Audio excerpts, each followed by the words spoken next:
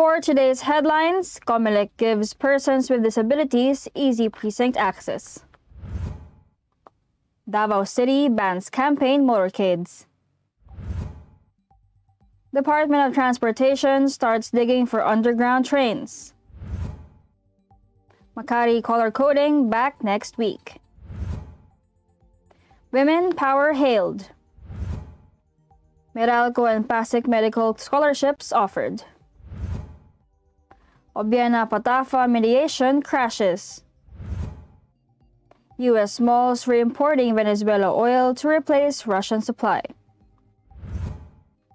Good morning, I am Venice Bautista and this is Tribune News on Q. Today is March 9, 2022 and these are the latest news of this Wednesday morning.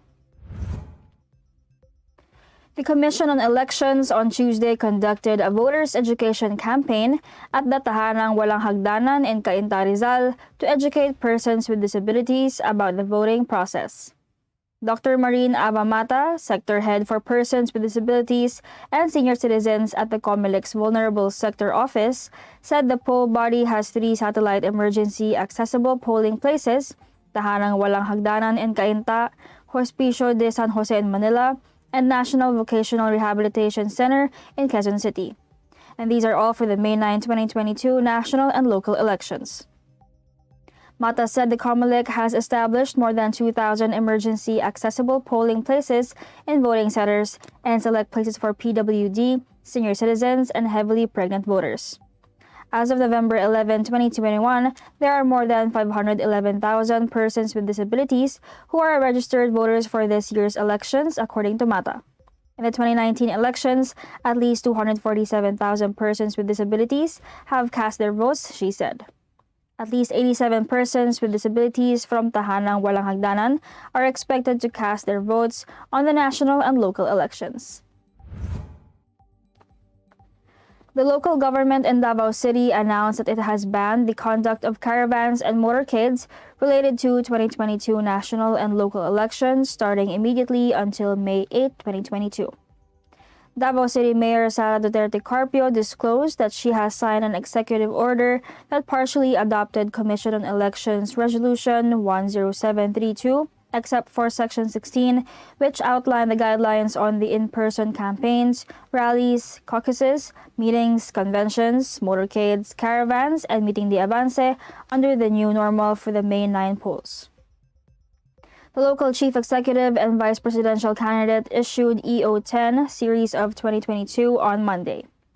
The mayor said there is a need to prohibit motorcades and caravans due to the continuing increase of fuel costs and the inconvenience of the traffic jams it will create and the ongoing public want due to the economic losses from the pandemic coupled with the rising prices of basic commodities. As per the Comelec order, every local government unit shall exercise the powers expressly granted and those necessarily implied therefrom, as well as powers necessary, appropriate, or incidental for its efficient and effective governance, and those which are essential to the promotion of the general welfare shall take effect immediately. EO10 provides that all political parties and organizers should coordinate with the appropriate regional or district election officer for their activities. Meanwhile, Transportation Secretary Artugade on Tuesday led other government officials and partners in inspecting the Venezuela and Quezon City depot, stockyard, and construction yard of the country's first ever underground mass transport system, signaling the start of the Metro Manila Subway Project or MMSP. It is dubbed as the Duterte administration's project of the century, being part of the ambitious Build, Build, Build program. The MMSP, a subway project that received 488.88 billion pesos investment approval from the National Economic and Development Authority Board, involves the construction of a 27-kilometer-long underground railway line comprising 15 stations. It is a Department of Transportation-led project backed by the Japan International Cooperation Agencies in the form of Official Development Assistance Loan granted under the Japanese government's Special Terms for Economic Partnership Program. Under the contract, Mitsubishi Corporation will design, manufacture, install, and deliver all the systems for the subway line, which will run between the northern city of Valenzuela and the southern city of Parañaque. As the first underground system in the country, the MMSP will provide mass transit in the National Capital Region from Valenzuela City to FDI in Taguig City, Parañaque City, and Ninoy Aquino International Airport Terminal 3 in Pasay City, and this will further extend to the north and south zones of the Greater Capital Region. Tribune News on Q will be back after these reminders.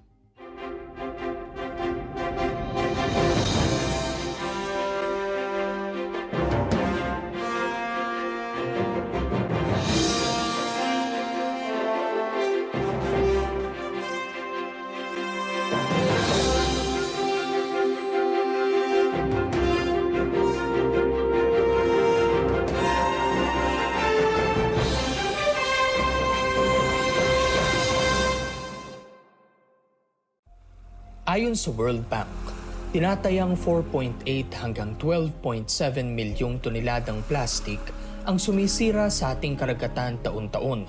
Halos 80% nito ang nanggagaling sa Asya. Sa buong mundo, ang Pilipinas ay itinuturing na pangatlong pinakamalaking nagdudulot ng polusyon sa karagatan. Ang nakalalasong kemikal mula sa plastik ay di lamang kumukontamina sa karagatan, ngunit pati na rin sa hanging nilalanghap at lupang ginagalawan natin. Kung magpapatuloy ang kasalukuyang paggamit ng single-use plastics, sa taong 2050, mas marami na ang plastik kumpara sa mga isda na nasa ating mga karagatan. Dahil dito, mas pinaiigting ng pamahalaan ang kampanya laban sa paggamit ng single-use plastics. Nanganganib ang ating planeta. Iisa lang ito. Lahat tayo ay dapat kumilos sa lalong madaling panahon upang pangalagaan ito. Tama na ang plastikan.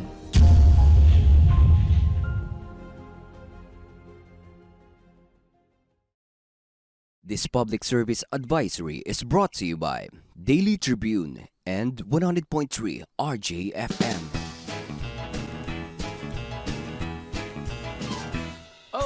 Vaccination, isolation, gotta keep up with my nutrition, gotta maintain my body condition, then I can take my vaccination. What do I choose?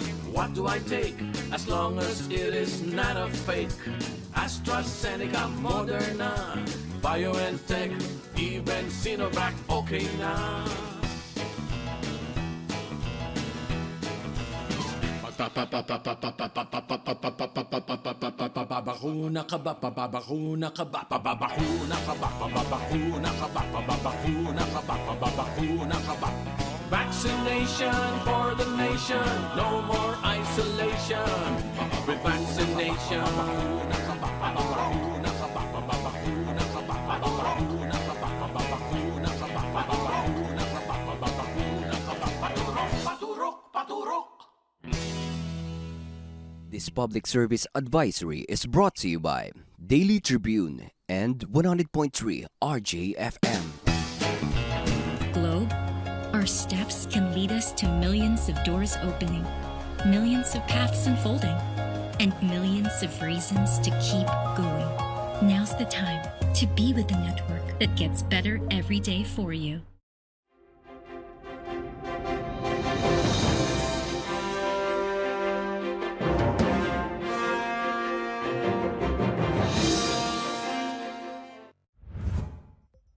We are back on Tribune News on Q. The city government of Makati yesterday announced the implementation of the number or color coding scheme for vehicles starting March 16, 2022, a Wednesday. In a Facebook post, the city government stated that the normal number coding scheme in Makati will resume from 7 a.m. to 7 p.m. The advisory, however, said vehicles carrying senior citizen blue card holders as drivers or passengers and those under official functions and medical emergencies as per the Makati Traffic Code are exempted from the scheme. Ban on vehicles will be automatically lifted during holidays. The Metropolitan Manila Development Authority, or MMDA, earlier said it is studying the possible expansion of the afternoon number coding scheme in the National Capital Region from 5 p.m. to 8 p.m.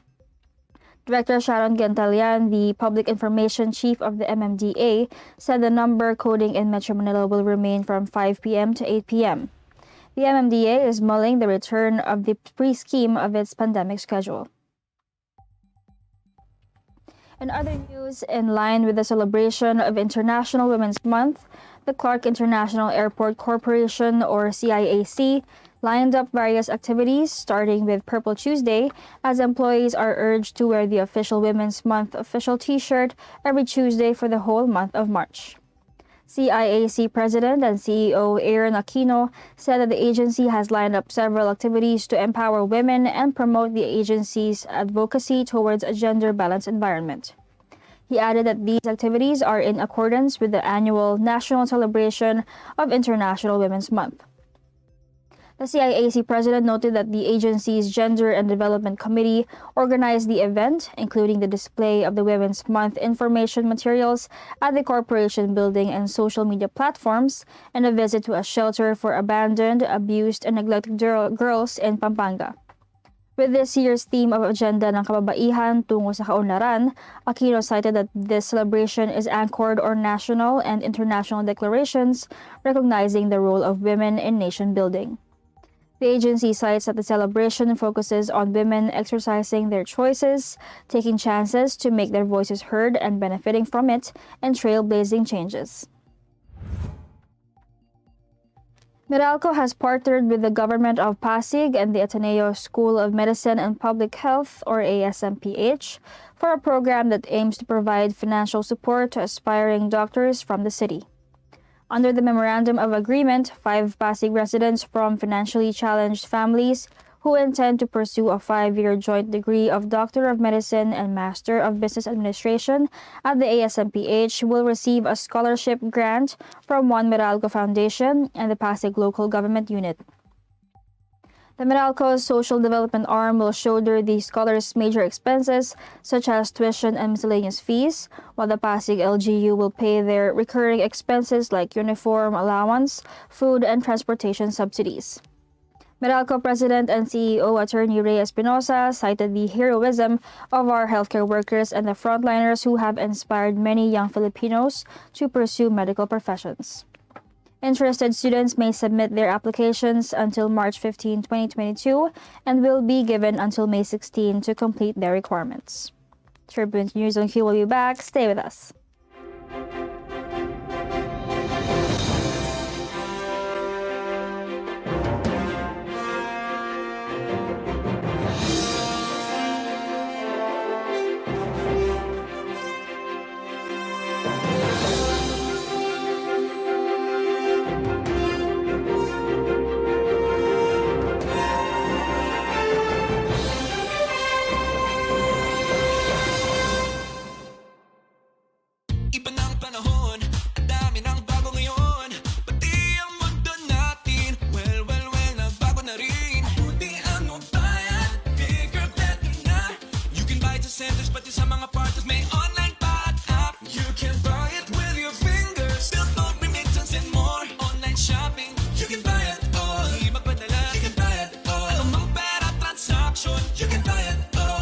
Pagbabago ng mundo for all your pera transactions, all new Bayad.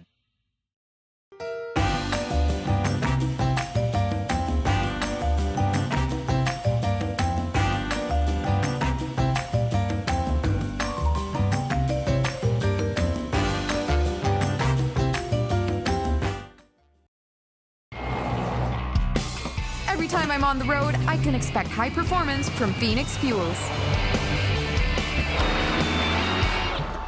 Now with Pulse technology, delivers enhanced power and acceleration to make every trip come alive. Fiber is the free and secure way to connect with friends and family, anywhere. Send messages and make phone and video calls for free. Download Viber now.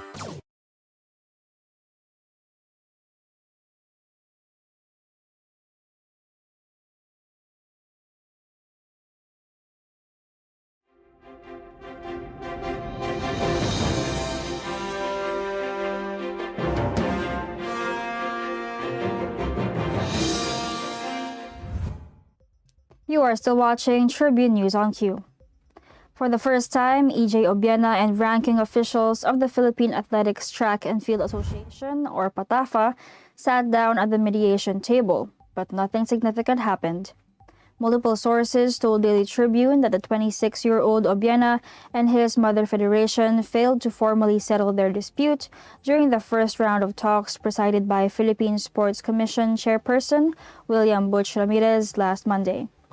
The source didn't delve into the crucial details due to the confidential nature of the discussion that was done online, but Obiena quickly took to social media his regret over the collapse of the reconciliation that puts his promising athletic career in great peril.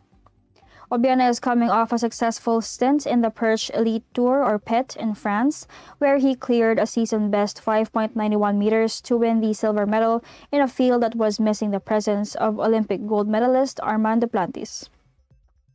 It, however, could be Obiena's final indoor tournament of the season, as he is not expected to see action in the 2022 World Indoor Athletics Championship due to lack of endorsement from his federation. The source said Obiena is now pressured to extend his hand to his mother federation and its president Filipo Elea Huico, and if he wants to compete in the 31st Southeast Asian Games. Brief message from President Vladimir Putin. Broadcast. Russian forces coming in from the south of Vladimir. A potentially devastating war in Ukraine is just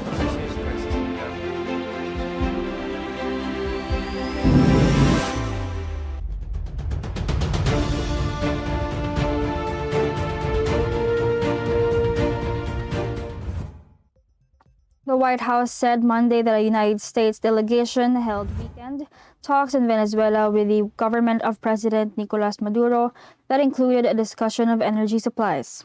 According to the New York Times, the visit by senior State Department and White House officials was linked to Washington's alleged interest in replacing part of the oil it currently buys from Russia with the oil it stopped buying from Venezuela.